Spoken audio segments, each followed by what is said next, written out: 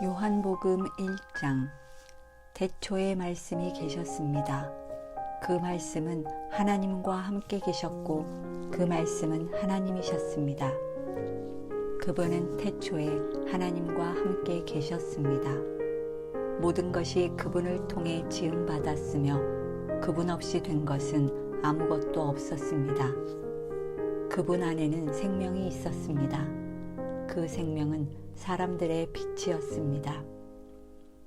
그 빛이 어둠 속에서 비추고 있지만 어둠은 그 빛을 깨닫지 못했습니다. 하나님께서 보내신 사람이 있었습니다. 그 이름은 요한이었습니다. 요한은 그 빛에 관해 증언하러 온 증인이었는데 이는 그를 통해 모든 사람이 믿게 하려는 것이었습니다. 요한 자신은 그 빛이 아니었습니다. 그는 다만 그 빛에 대해 증언하기 위해 온 것입니다. 참 빛이 있었습니다. 그 빛이 세상에 와서 모든 사람을 비추었습니다. 그분이 세상에 계셨고 그분이 세상을 지으셨지만 세상은 그분을 알아보지 못했습니다. 그분이 자기 땅에 오셨지만 그분의 백성들이 그분을 받아들이지 않았습니다. 그러나 그분을 영접한 사람들, 곧 그분의 이름을 믿는 사람들에게는 하나님의 자녀가 될 권세를 주셨습니다. 이 사람들이 하나님의 자녀로 태어난 것은 혈통이나 육정이나 사람의 뜻으로 된 것이 아니라 하나님의 뜻으로 된 것입니다.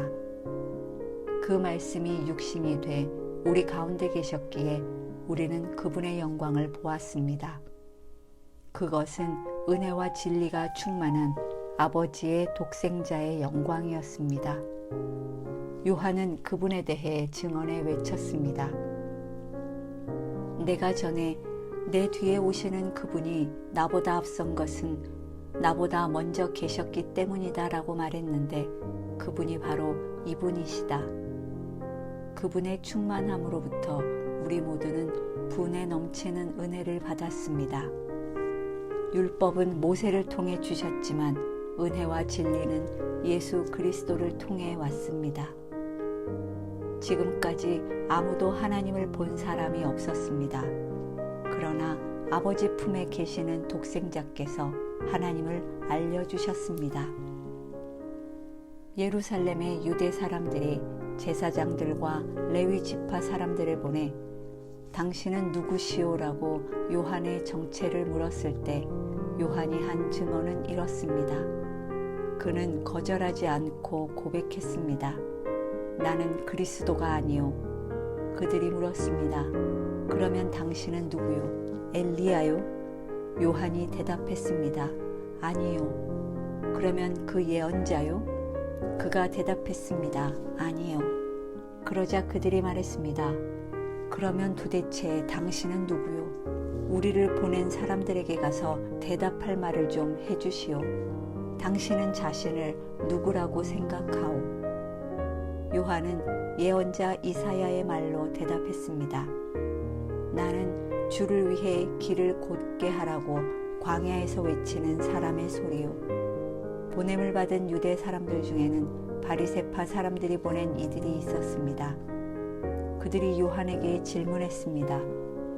당신이 그리스도도 아니고 엘리야도 아니고 그 예언자도 아니라면 어째서 세례를 주시오?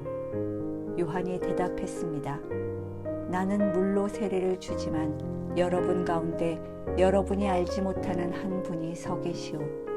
그분은 내 뒤에 오시는 분인데 나는 그분의 신발끈을 풀 자격도 없소.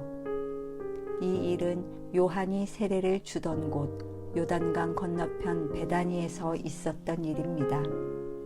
다음 날 요한은 예수께서 자기에게 다가오시는 것을 보고 말했습니다. 보시오, 세상 죄를 지고 가시는 하나님의 어린 양이십니다.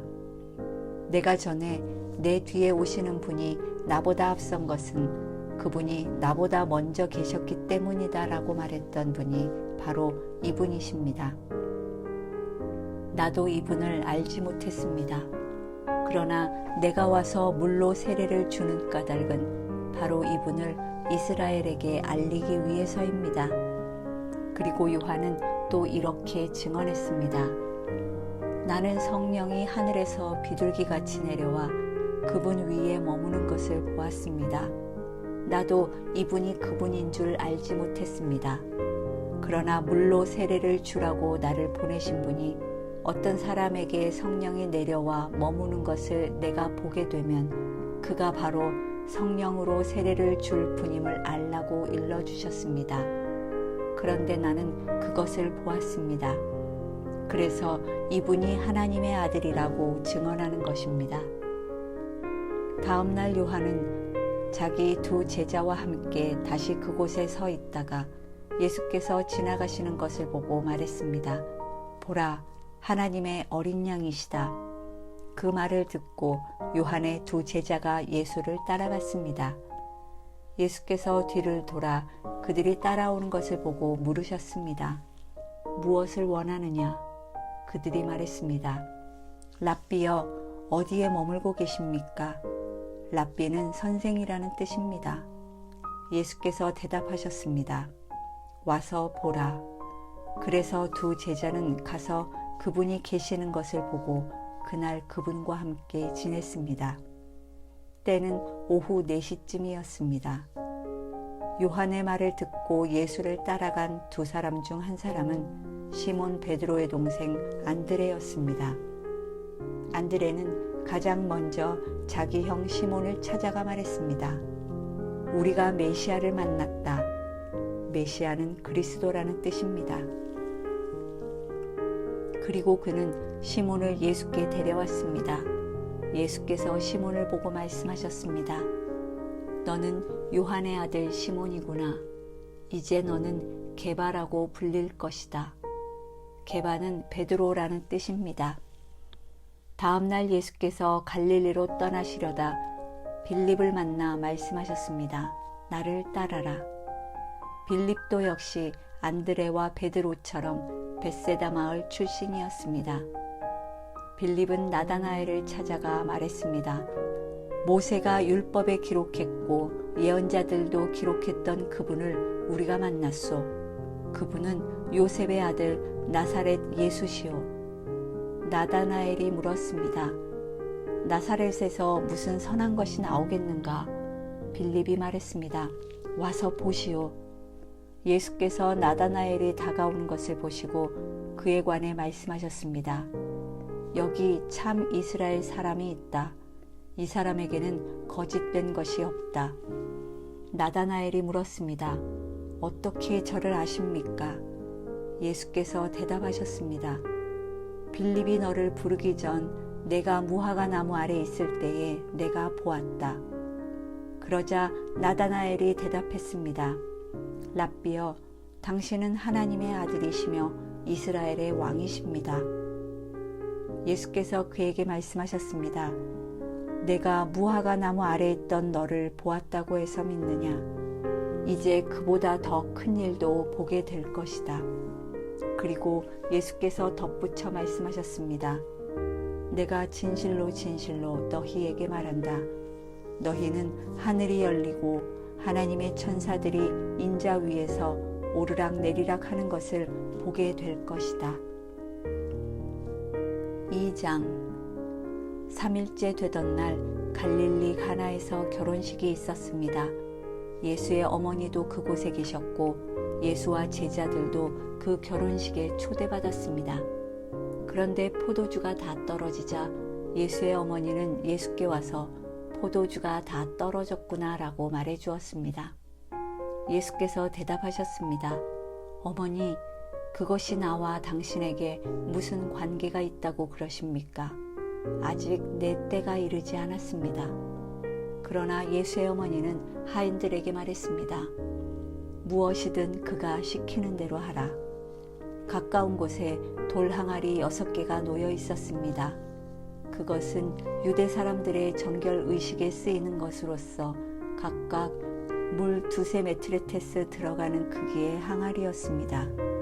예수께서 하인들에게 말씀하셨습니다. 저 항아리들의 물을 채우라. 그래서 그들은 항아리마다 물을 넘치도록 가득 채웠습니다. 그러자 예수께서 그들에게 말씀하셨습니다. 이제 물을 떠서 잔치 책임자에게 갖다 주라. 그들은 그렇게 했습니다. 잔치 책임자는 물이 변해된 포도주를 맛보았습니다. 그는 그 포도주가 어디에서 났는지 알지 못했지만 물을 떠온 하인들은 알고 있었습니다. 잔치 책임자는 신랑을 불렀습니다. 그러고는 이렇게 말했습니다. 누구든지 처음에는 맛 좋은 포도주를 내오다가 손님들이 취하면 덜 좋은 포도주를 내는 법인데 당신은 가장 좋은 포도주를 지금까지 남겨두었군요. 예수께서 이 첫 번째 표적을 갈릴리 가나에서 행해 자기의 영광을 드러내셨습니다. 그러자 예수의 제자들이 그를 믿었습니다. 그 후 예수께서는 어머니와 동생들과 제자들과 함께 가버나움으로 내려가셔서 그곳에서 며칠 동안 머물러 계셨습니다. 유대 사람들이 지키는 유월절이 다가오자 예수께서는 예루살렘으로 올라가셨습니다. 예수께서 성전 뜰에서 사람들이 소와 양과 비둘기를 팔고 또 탁자 앞에 앉아 돈을 바꿔주는 것을 보셨습니다. 예수께서는 노끈으로 채찍을 만들어 양과 소들을 모두 성전 밖으로 내쫓고 돈을 바꿔주던 사람들의 동전을 쏟고 탁자를 엎어버리셨습니다. 그리고 비둘기를 팔던 사람들에게 말씀하셨습니다. 이것들을 여기에서 치워버리라. 내 아버지의 집을 장사하는 집으로 만들지 말라. 예수의 제자들은 주의 집을 향한 열정이 나를 삼킬 것이다 라고 기록된 성경 말씀이 생각났습니다. 그때 유대 사람들이 예수께 물었습니다. 당신이 이런 일을 할 수 있다는 것을 증명할 만한 무슨 표적을 우리에게 보여줄 수 있겠소? 예수께서 그들에게 대답하셨습니다. 이 성전을 허물라. 그러면 내가 3일 만에 다시 세우겠다. 그러자 유대 사람들이 대답했습니다. 이 성전을 짓는 데에 46년이나 걸렸는데 당신이 그것을 3일 만에 다시 세우겠다는 말이오? 그러나 예수께서 말씀하신 성전은 바로 자기 몸을 가리킨 것이었습니다. 나중에 예수께서 죽은 사람들 가운데서 살아나셨을 때에야 제자들은 이 말씀을 기억했고 성경과 예수께서 하신 말씀을 믿었습니다. 예수께서 유월절을 맞아 예루살렘에 계시는 동안 많은 사람들이 그분이 행하시는 표적을 보고 그 이름을 믿었습니다. 그러나 예수께서는 모든 사람을 알고 계셨기 때문에 자기 자신을 그들에게 맡기지 않으셨습니다. 또한 예수께서는 사람에 대해 그 누구의 증언도 필요하지 않으셨습니다. 사람의 마음속에 있는 것까지 다 알고 계셨기 때문입니다. 3장. 바리새파 사람들 중에 니고데모라는 사람이 있었는데 그는 유대 공회의 지도자였습니다. 그가 밤에 예수를 찾아와 물었습니다. 랍비여, 우리는 당신이 하나님께로부터 오신 선생님인 것을 알고 있습니다. 하나님께서 함께 하시지 않는다면 선생님이 행하신 그런 표적들을 아무도 행할 수 없기 때문입니다. 예수께서 그에게 이렇게 말씀하셨습니다. 내가 진실로 진실로 내게 말한다. 누구든지 다시 태어나지 않으면 하나님 나라를 볼 수 없다. 니고데모가 예수께 물었습니다. 나이가 들어 늙은 사람이 어떻게 다시 태어나겠습니까? 태어나려고 어머니의 뱃속으로 다시 들어갈 수 없지 않습니까? 예수께서 대답하셨습니다. 내가 진실로 진실로 내게 말한다. 누구든지 물과 성령으로 태어나지 않으면 하나님 나라에 들어갈 수 없다. 육체에서 난 것은 육체이고 성령으로 난 것은 영이다. 다시 태어나야 한다라고 말한 것을 너희는 이상히 여기지 말라. 바람은 불고 싶은 대로 분다. 너는 그 소리를 듣지만 바람이 어디서 오는지 어디로 가는지 알지 못한다. 성령으로 태어난 사람도 모두 이와 같다. 니고데모가 예수께 물었습니다. 어떻게 이런 일이 있을 수 있습니까? 예수께서 말씀하셨습니다. 너는 이스라엘의 선생이면서도 이런 일을 이해하지 못하느냐? 내가 진실로 진실로 내게 말한다.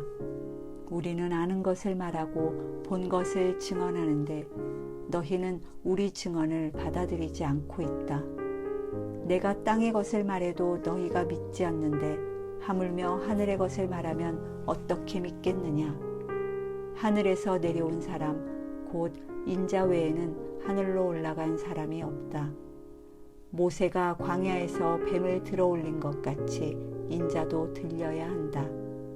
그것은 그를 믿는 사람마다 영생을 얻게 하려는 것이다. 하나님께서 세상을 이처럼 사랑하셔서 독생자를 주셨으니 이는 그를 믿는 사람마다 멸망하지 않고 영생을 얻게 하려는 것이다. 하나님께서 자신의 아들을 세상에 보내신 것은 세상을 심판하시려는 것이 아니라 그 아들을 통해 세상을 구원하시려는 것이다.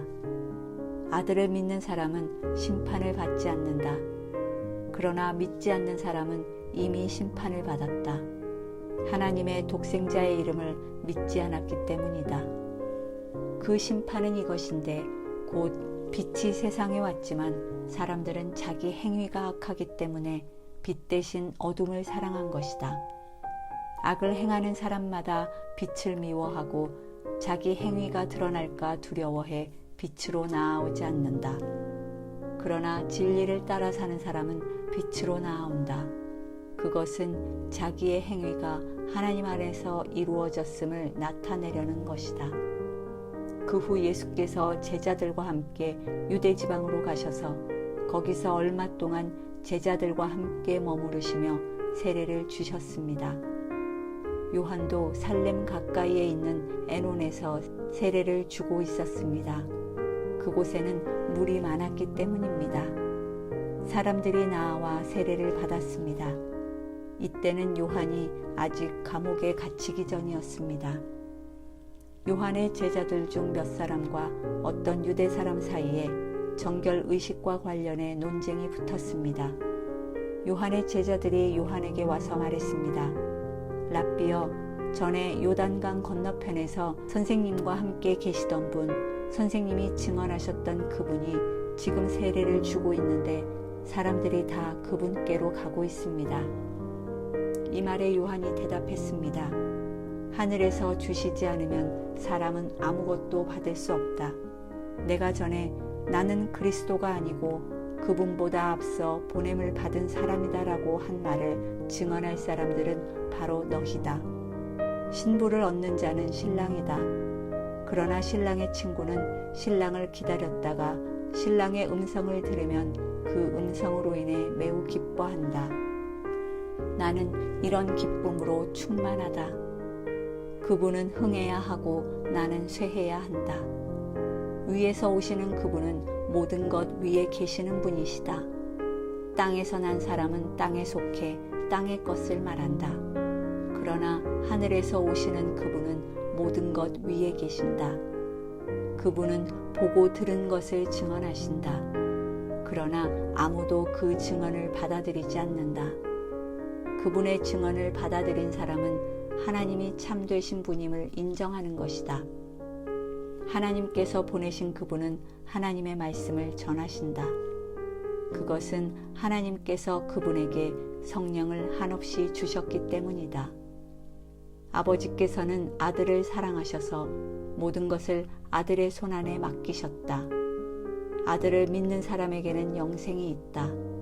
그러나 아들에게 순종하지 않는 사람은 생명을 보지 못하고 도리어 하나님의 진노를 받게 된다.